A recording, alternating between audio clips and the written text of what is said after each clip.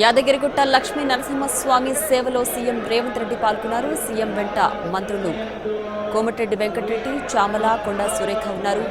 యాదగిరిగుట్ట వద్ద పలు అభివృద్ధి కార్యక్రమాలకు శంకుస్థాపన చేరున్నారు సీఎం రేవంత్ రెడ్డి. హైదరాబాద్ నుంచి నేరుగా వేద పాఠశాల ప్రాంగణానికి చేరుకున్నారు సీఎం. పెద్దగుట్టపై వేద పాఠశాలతో పాటు ఆలయానికి సంబంధించిన పలు అభివృద్ధి పనులకు శంకుస్థాపన చేస్తారు. 99.55 కోట్ల రూపాయల విలువ చేసే వివిధ అభివృద్ధి పనులకు శంకుస్థాపన చేస్తారు.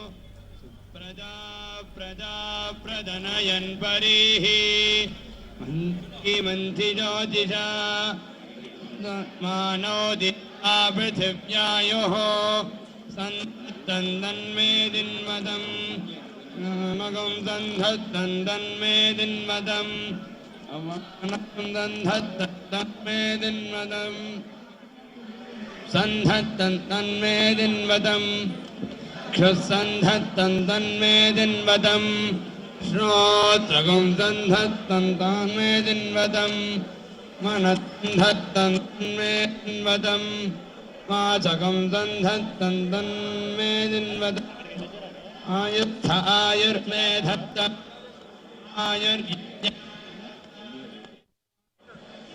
चक्षुर्मेधत्तं चक्षुर्यज्ञाय धत्तं चक्षुर्यज्ञपदये धत्तं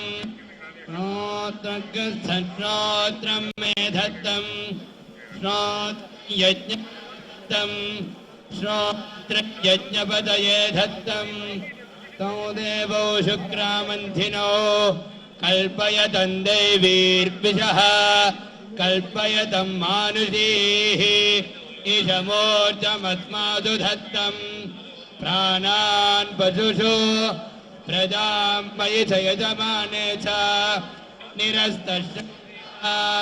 निरस्तो मर्कः अपनुत्तौ षण्डामर्क शुक्रस्य समिदसि मंचिनः समिदसि सप्रथमः संकृतिर्विश्वकर्मा सप्रथमो मित्रो वरुणो अग्निः सप्रथमो बृहस्पतिश्चिकित्वान् तस्मा इन्द्राय सुतमाजहोमि कृत्तिका स्वग्निमादधीता एतद्वा अग्नेर्नक्षत्रम्